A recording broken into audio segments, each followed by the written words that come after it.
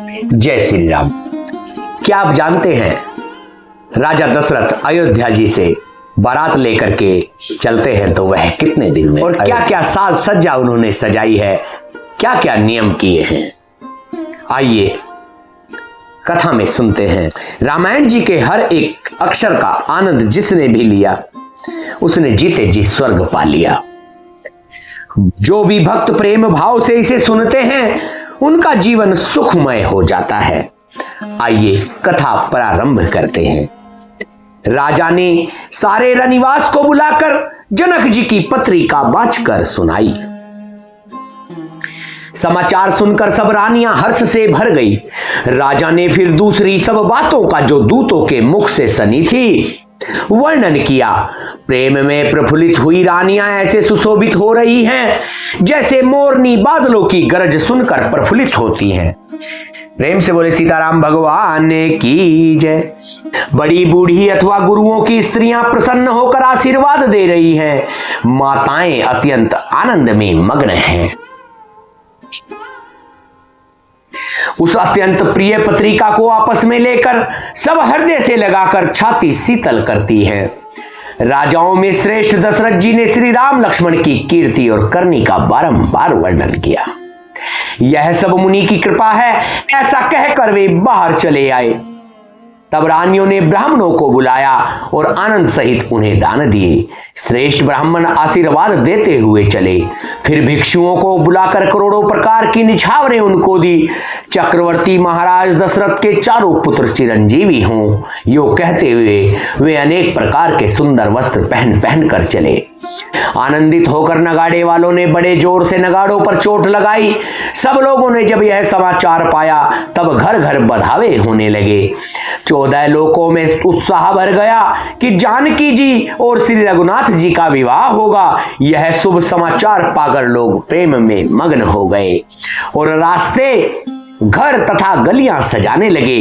यद्यपि अयोध्या सदा सुहावनी है क्योंकि वह श्री रामचंद्र जी की मंगलमय पवित्र पुरी है, तथापि प्रीति पर प्रीति होने से वह सुंदर मंगला रचना से सजाई गई।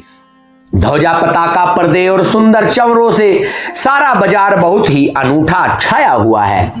सोने के कलश, तोरण, मणियों की झालरें, हल्दी, दूब, दही, अक्षत और मालाओं से लोगों ने अपने अपने घरों को सजाकर मंगलमय बना लिया। बोलिए सीताराम भगवान की जय। गलियों को चतुर्सम से सींचा और द्वारों पर सुंदर चौक पुराए। चंदन, केसर, कस्तूरी और कपूर से बने हुए एक सुगंधित द्रव को चतुर्सम कहते हैं। बिजली किसी कांति वाली चंद्रमुखी, हरिण के बच्चे के से नेत्र वाली और अपने सुंदर रूप से कामदेव की स्त्री रति को भी अभिमान से छुड़ा देने वाली सुहागिन स्त्रियां सभी 16 श्रृंगार सजाकर जहां तहां झुंड की झुंड मिलकर मनोहर वाणी से मंगल गीत गा रही हैं, जिनके सुंदर स्वर को सुनकर कोयले भी लजा जाती हैं। राजमहल का वर्णन कैसे किया जाए जहां विश्व को विमोहित करने वाला मंडप बनाया गया है। अनेकों प्रकार के मनोहर मांगलिक पदार्थ शोभित हो रहे हैं और बहुत से नगाड़े बज रहे हैं। कहीं भाट विरदावली कुल कीर्ति का उच्चारण कर रहे हैं और कहीं ब्राह्मण वेद ध्वनि कर रहे हैं। सुंदर स्त्रियां श्री राम जी और श्री सीता जी का नाम ले लेकर मंगल गीत गा रही हैं। उत्साह बहुत है और महल अत्यंत ही छोटा, इससे उसमें न समाकर मानो वह उत्साह आनंद चारों ओर उमड़ चला। दशरथ के महल की शोभा का वर्णन कौन कवि कर सकता है, जहां समस्त देवताओं के शिरोमणि रामचंद्र जी ने अवतार लिया। फिर राजा ने भरत को बुला लिया और कहा कि जाकर घोड़े, हाथी और रथ सजाओ, जल्दी रामचंद्र जी की बारात में चलो। यह सुनते ही दोनों भाई भरत जी और शत्रुघ्न जी आनंदवश पुलक से भर गए।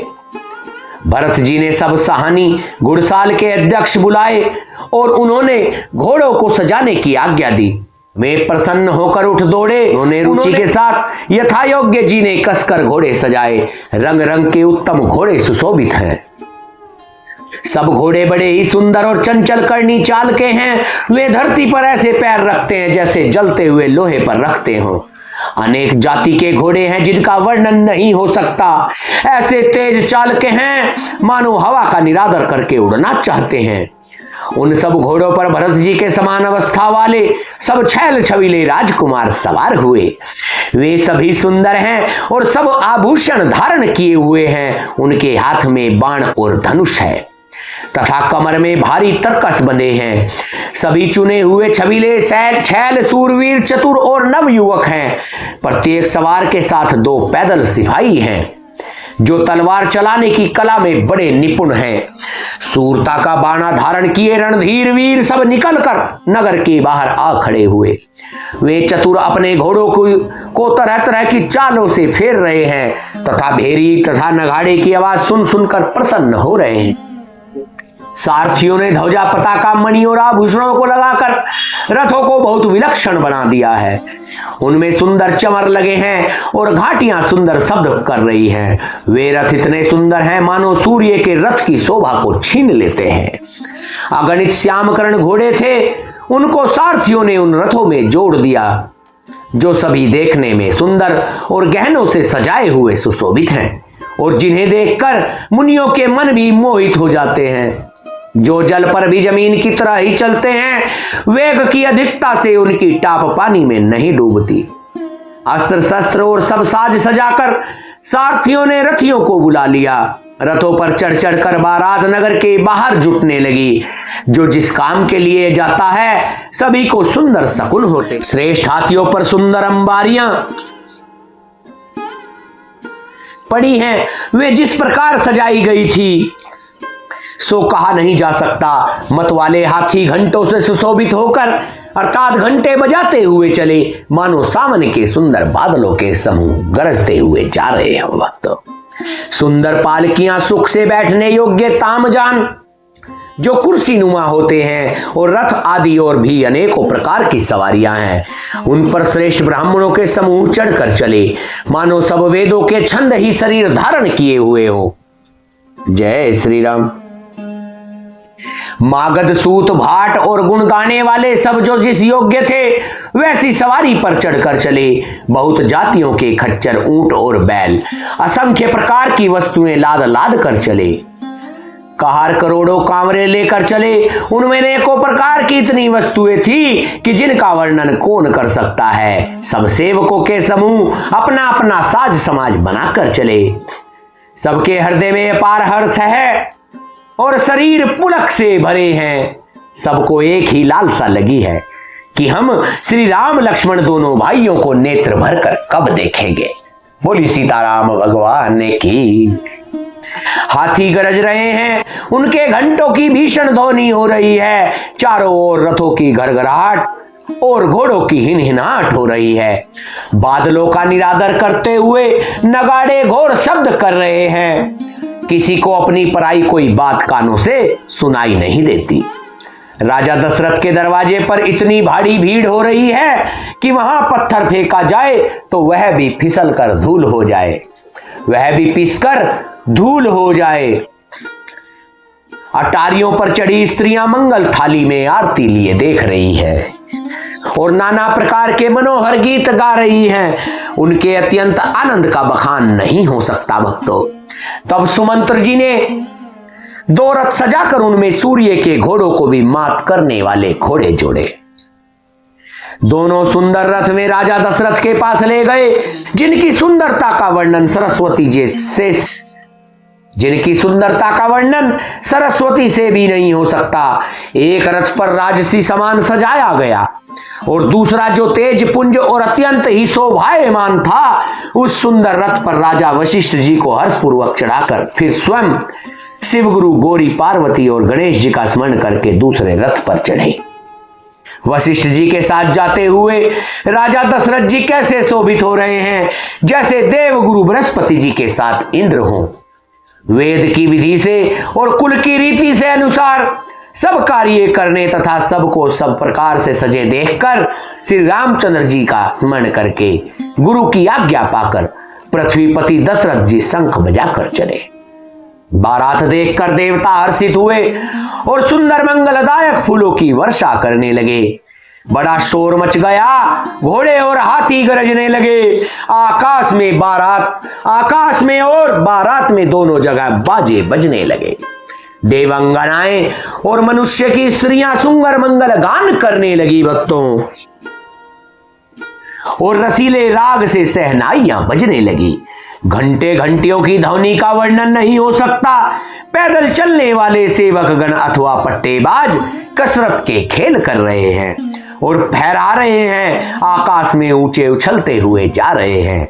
हंसी करने में निपुण और सुंदर गानों में चतुर विदूषक मस्खरे इस तरह के तमाशे कर रहे हैं कि सुंदर राजकुमार मृदंग और नगाड़ों के शब्द सुनकर घोड़ों को उन्हीं के अनुसार इस प्रकार नचा रहे हैं कि वे ताल के बंधान से भी जरा भी डिगते नहीं हैं। चतुर नट चकित होकर यह सब देख रहे हैं। बारात ऐसी बनी है कि उसका वर्णन करते नहीं बनता। सुंदर शुभदायक शकुन हो रहे हैं। नीलकंठ पक्षी बाईं ओर चारा ले रहा है, मानो संपूर्ण मंगलों की सूचना दे रहा हो। दाहिनी ओर कौवा सुंदर खेत में शोभा पा रहा है। नेवले का भी दर्शन भी सब किसी ने पाया। तीनों प्रकार की शीतल मंद सुगंधित हवा अनुकूल दिशा में चल रही है भक्त। श्रेष्ठ सुहागिन स्त्रियां भरे हुए घड़े और गोद में बालक लिए आ रही हैं। लोमड़ी फिर फिर कर बार बार दिखाई दे जाती है। गायें सामने खड़ी बछड़ों को दूध पिलाती हैं। हरिणी की टोली बाईं ओर से घूमकर दाहिनी ओर को आई, मानो सभी मंगलों का समूह दिखाई दिया। छेम करी सफेद सिर वाली चील विशेष रूप से क्षेम कल्याण कह रही है। श्यामा बाईं ओर सुंदर पेड़ पर दिखाई पड़ी। दही मछली और दो विद्वान ब्राह्मण हाथ में पुस्तक लिए हुए सामने आए। सभी मंगलमय कल्याणमय और मनोवांछित फल देने वाले शकुन मानो सच्चे हृदय होने के लिए एक साथ ही हो गए हों। स्वयं सगुण ब्रह्मा जिसके सुंदर पुत्र हैं, उसके लिए सब मंगल शकुन सुलभ हैं। जहां श्री रामचंद्र जी सरीखे दूल्हा और सीता जी जैसी दुल्हन है, जहां दशरथ जी और जनक जी जैसे पवित्र समधी हैं, ऐसा ब्याह सुनकर मानो शकुन नाच उठे और कहने लगे कि अब ब्रह्मा जी ने हमको सच्चा कर दिया। इस तरह बारात ने प्रस्थान किया। घोड़े हाथी गरज रहे हैं और नगाड़ों पर चोट लग रही है। सूर्यवंश के पताका स्वरूप दशरथ जी को आते हुए जानकर जनक जी ने नदियों पर पुल बंधवा दिए। बीच बीच में ठहरने के लिए सुंदर घर बनवा दिए, जिनमें देवलोक के समान संपदा छाई है और जहां बारात के सब लोग अपने अपने मन की पसंद के अनुसार सुहावने उत्तम भोजन, बिस्तर और वस्त्र पाते हैं। मन के अनुकूल नित्य नए सुखों को देखकर सभी बारातियों को अपने घर भूल गए। बहुत दिन बीत जाने पर बड़े जोर से बजते हुए नगाड़ों की आवाज सुनकर श्रेष्ठ बारात को आती हुई जानकर अगवानी करने वाले हाथी रथ पैदल और घोड़े सजाकर बारात लेने चले। बोलिए सीताराम भगवान की जय। कथा को लगातार सुनने के लिए दिव्य वाणी के इस मंच पर बने रहें। सभी राम भक्त कमेंट में अपने विचार हमें जरूर लिखें। दिव्य वाणी के इस चैनल को सब्सक्राइब करें, वीडियो को लाइक करें और अपने प्रेमी मित्रों में शेयर करें ताकि सभी का कल्याण हो सके। और कमेंट में जय श्री राम लिखना ना भूलें। जय श्री राम।